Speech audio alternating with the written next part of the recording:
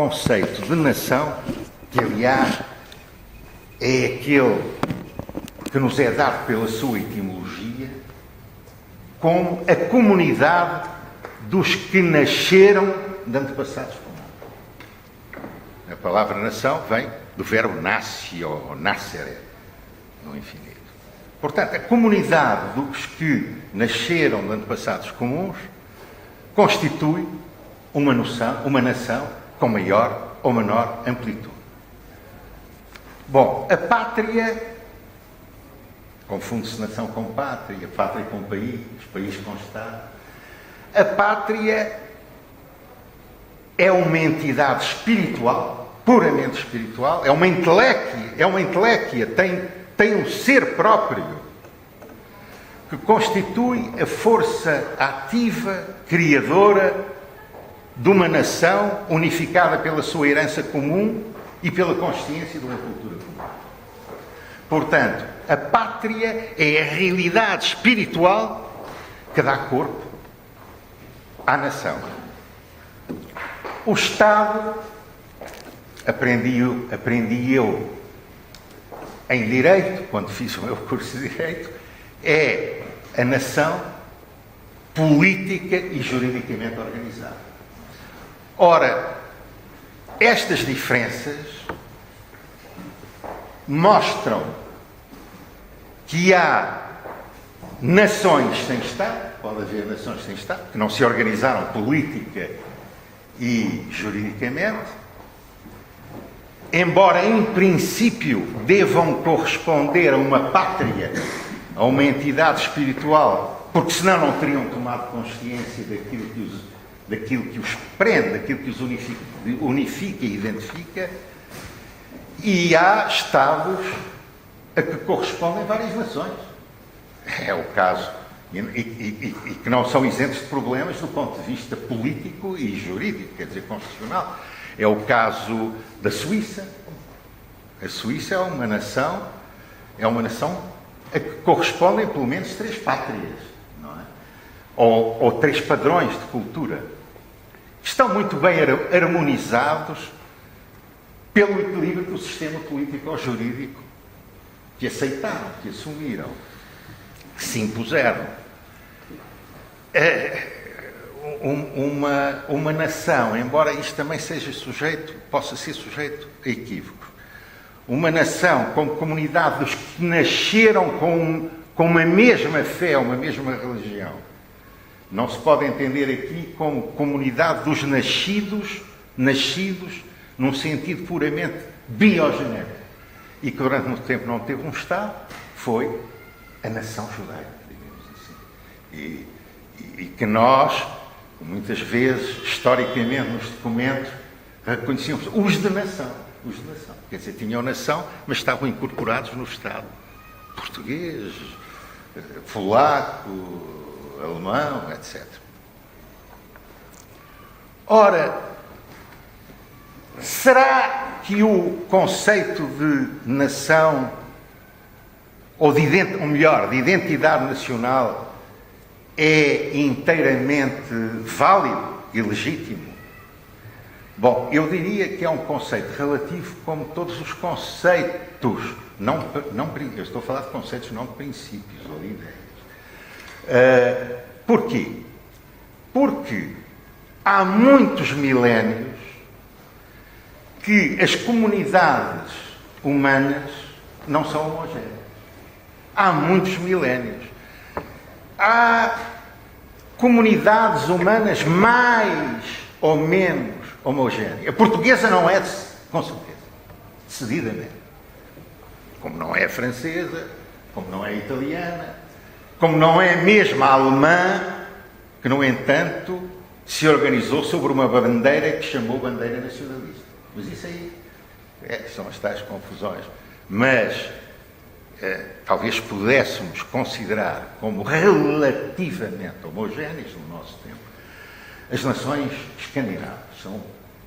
Eu estou cingindo à Europa. São realmente as que foram sujeitas, pelo menos até há algum tempo, a influências, que foram menos sujeitas a influências de outras etnias.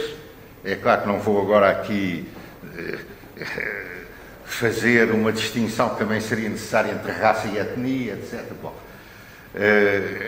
eu acho que isso é uma diferença que é mais do que evidente. Mas e a outras etnias, a outras culturas, etc. E o facto, realmente, de não haver comunidades inteiramente homogéneas,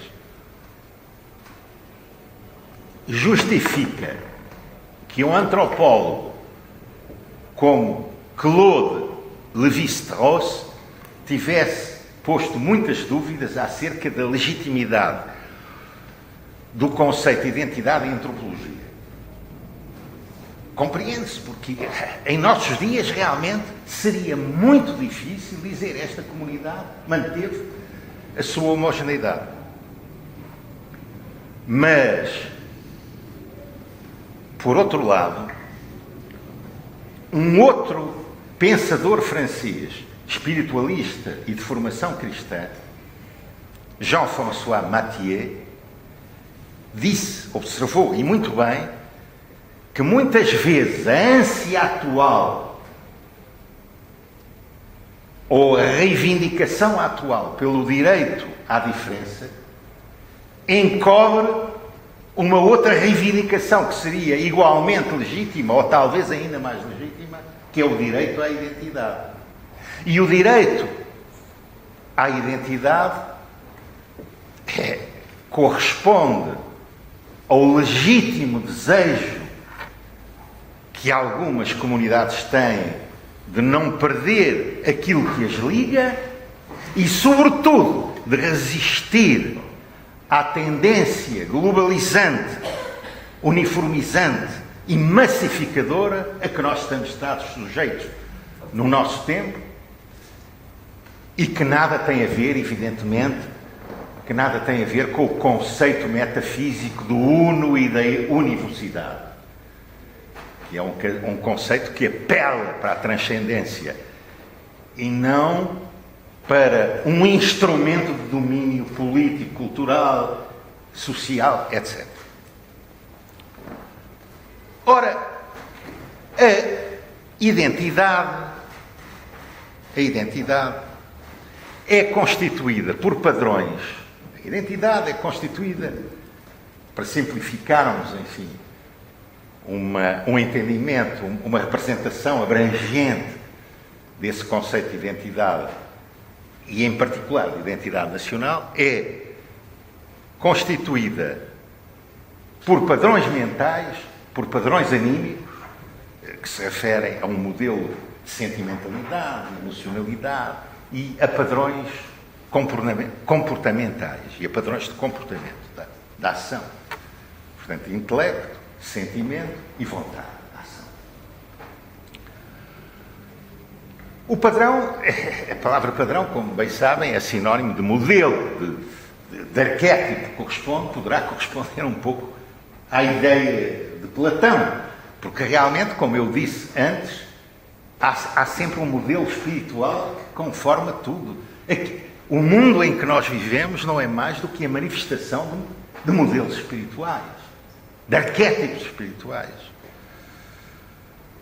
E, na verdade, a palavra ideia, e poderíamos retomar aqui o conceito, tal como, mais ou menos, como Platão o usou, está presente na própria etimologia da palavra identidade. A palavra identidade tem em si, tem íncita na sua etimologia a palavra ideia. Portanto, modelo, arquétipo, padrão, tudo aquilo que eu disse. Ora, então, em que é que se manifesta a identidade? Eu estou sempre a referir-me à identidade de uma comunidade ou de uma nação. A uma forma de espiritualidade, já o disse, a uma cultura que é a expressão de um modelo de espiritualidade. A cultura é sempre um modelo de espiritualidade. Antropologicamente, cultura, no seu sentido mais amplo, é tudo aquilo que não é material. É toda a ação humana que não se objetiva em coisas materiais. Os mitos ancestrais, A língua. A língua é um dos elementos mais importantes de uma cultura, é sabido. Porquê? Porque a língua que nós falamos instaura a nossa representação da realidade. A língua instaura a realidade. O que não está falado em mim, ou o que não está verbalizado em mim, não existe no meu universo. A primeira coisa que se faz quando se descobre algo de novo no mundo manifestado é dar-lhe um nome. Ora, além da língua, claro, as instituições religiosas, políticas, jurídicas, a literatura, as criações artísticas, as criações plásticas, digamos assim, porque a literatura também é uma arte, enfim, as tradições e os costumes, mas também uma particular estrutura ou constituição psicossomática, claro. Existe uma antropologia cultural, existe uma antropologia física, como sabeis, não é? Que corresponde a tipos físicos, a tipos biossomáticos, quer dizer, psicológicos e corpóreos e físicos. Portanto, os fatores constituintes da identidade grupal são sempre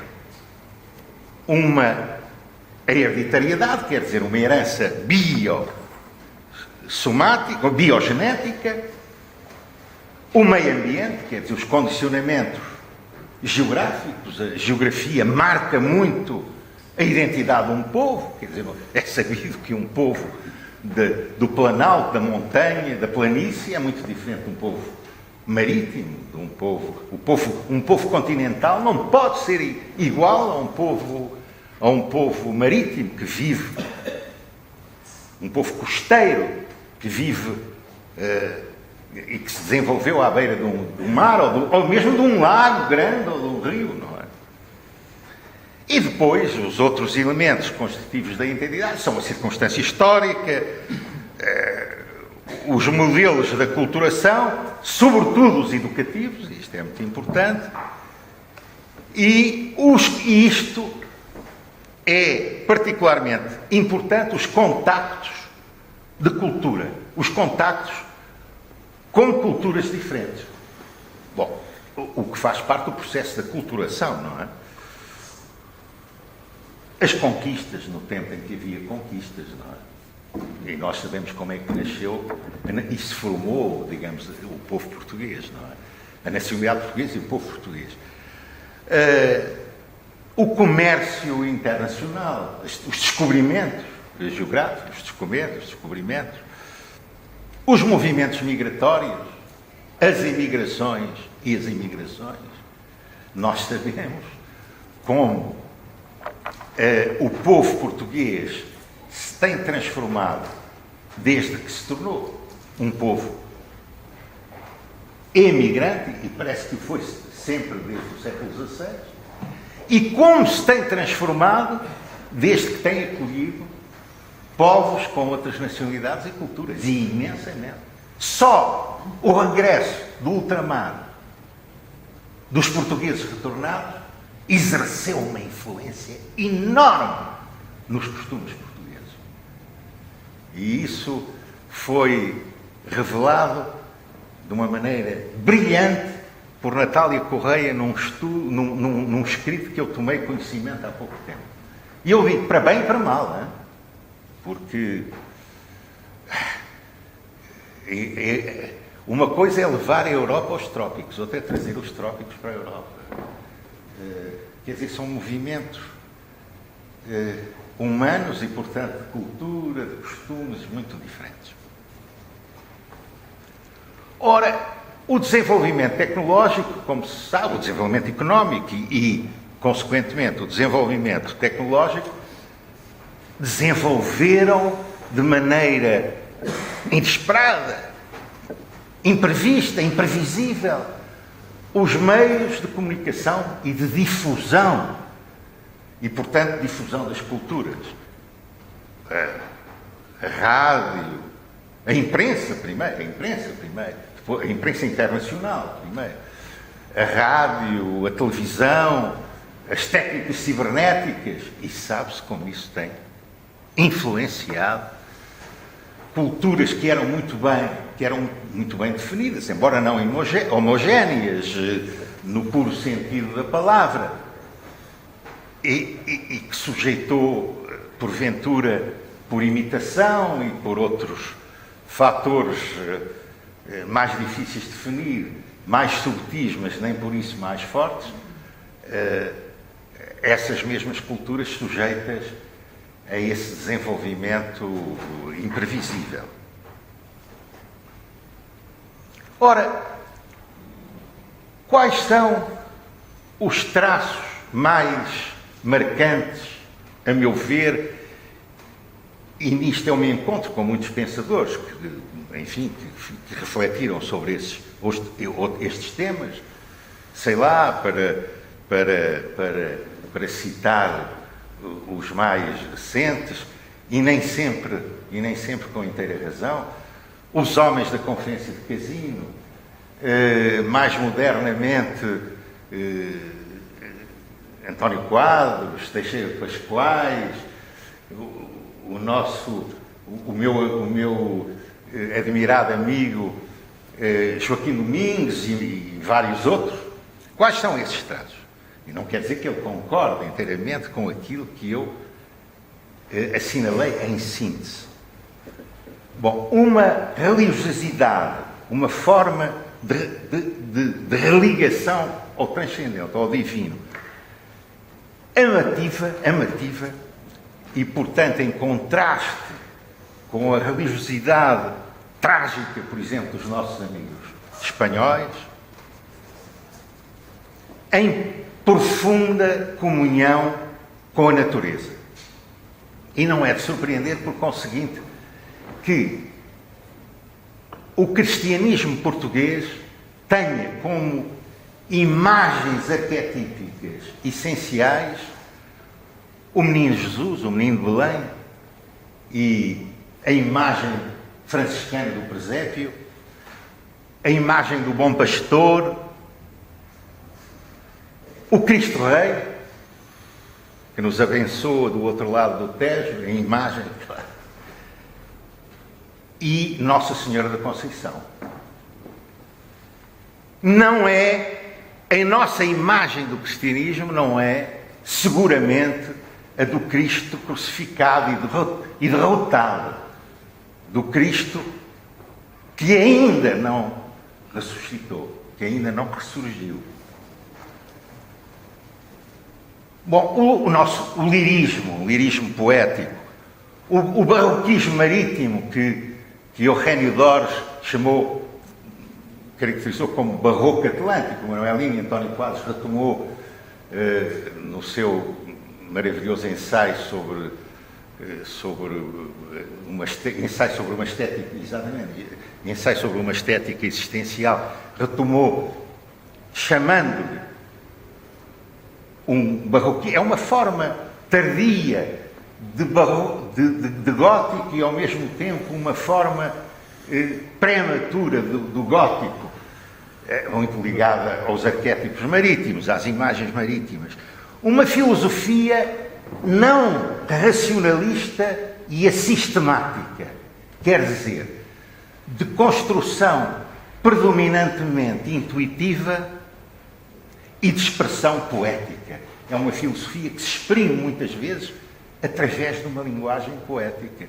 Daí, claro, os racionalistas, mesmo dos racionalistas portugueses, e os positivistas, mesmo os positivistas portugueses, já contaminados pelos padrões de Paris, dizem que não há uma filosofia portuguesa, que o português é incapaz de filosofar. Que disparate. Ora, outro traço é uma concepção providencialista da história, que se reflete em duas coisas.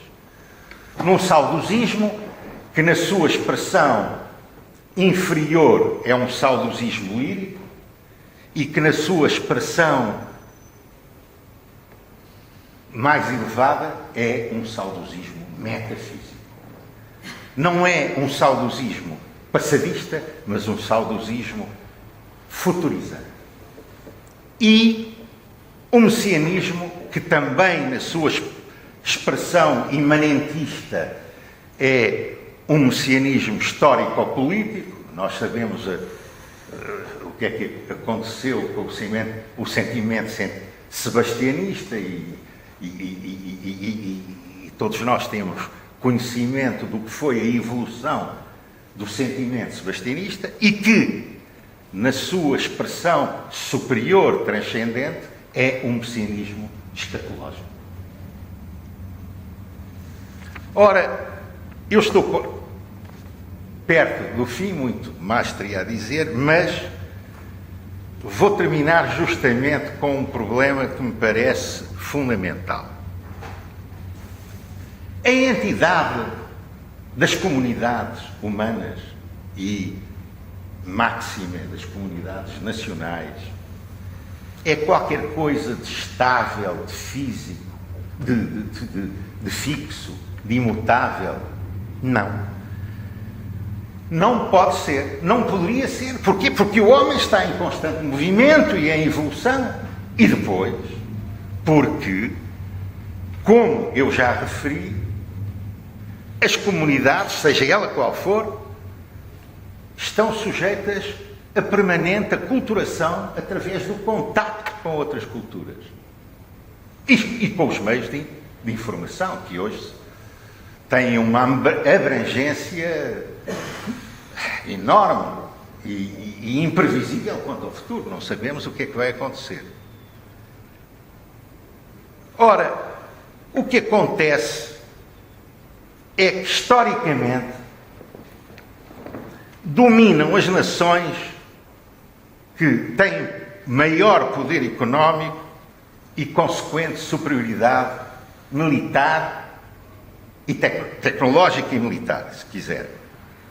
E que conseguem, por isso mesmo, impor os seus próprios padrões mentais, anímicos e comportamentais a nações e a comunidades que não têm a mesma importância circunstancial, histórica.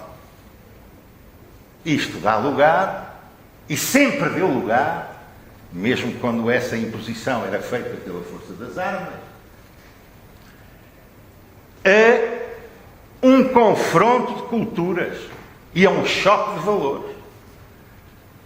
Ou mesmo a uma dissolução aparentemente irremediável ou muito grave de todos e quaisquer valores espirituais, éticos, de cultura, de civilização. E é o que se está a passar no nosso tempo. E, na verdade, pior que uma anomia, que significa, como bem sabem, a ausência total de valores, ou a ausência total de uma escala de valores, é a disnomia, que é a assimilação de valores, de pseudo-valores ou de contra-valores, que subvertem de uma forma destrutiva a espiritualidade, um paradigma sociocultural e um modelo de civilização e cultura. Mas há identidades nacionais superiores a outras? Bom, esta é uma questão muito difícil. A evolução, a humanidade evolui na medida em que se espiritualiza. E a história da humanidade, no fundo, é a história da consciência humana. Só que a evolução da consciência humana é assíncrona. Quer dizer, no mesmo momento histórico em que há comunidades com grau de consciência e, portanto, de autoconsciência, porque não se pode ter consciência objetiva sem consciência subjetiva. Por isso é que o primeiro passo para o conhecimento de toda e qualquer realidade é o conhecimento próprio. Nós, até Y, conhece-te a ti mesmo. Mas o que acontece é que portanto, todas as comunidades nacionais, todas as comunidades humanas têm uma missão a cumprir. Têm uma missão a cumprir. Não há comunidades superiores às outras, ainda que seja assim, quer dizer, não se verifica, não participam de estágios idênticos, no mesmo estágio temporal, os processos de evolução dos homens. Ainda hoje há povos pouco menos, povos silvícolas, que nós não conhecemos, talvez, na Amazónia, sei lá. E, no entanto, chegámos à Lua. Ora, a contribuição de cada comunidade e a missão de cada comunidade deve ser essa, de espiritualizar o homem. Espiritualizar o homem. Transportá-lo para um plano superior do ser e da existência. É claro que há povos, nações, comunidades que se afastam da sua missão. Afastam-se da sua missão pela sua ânsia egoísta de poder, de domínio, de sobrevivência e engrandecimento, mesmo à custa da identidade de outras nações. E nós estamos a passar por isso neste momento. Portugal está a sofrer a própria crise do Ocidente. Não é só Portugal que está em crise. É o Ocidente e a civilização cristã. Porquê? Porque o Deus do nosso tempo é aquilo que os judeus chamavam Mamon, que é o dinheiro. É o poder pelo domínio material. Ora, esse domínio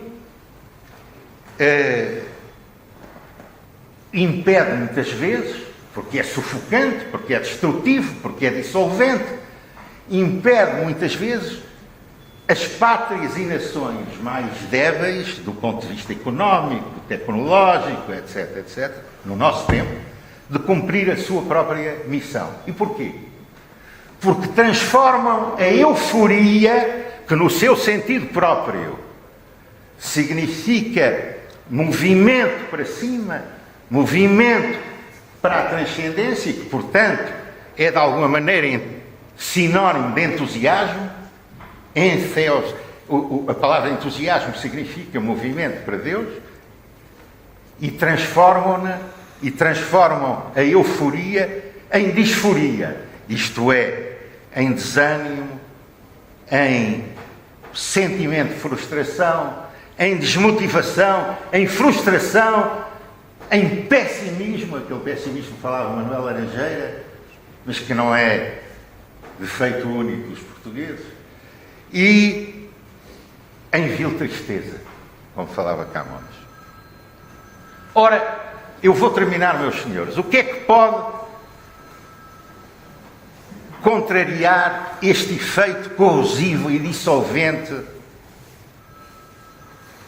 que algumas nações têm exercido, e ultimamente com uma força mais do que evidente sobre a nação portuguesa e sobretudo, mais importante, sobre a pátria portuguesa?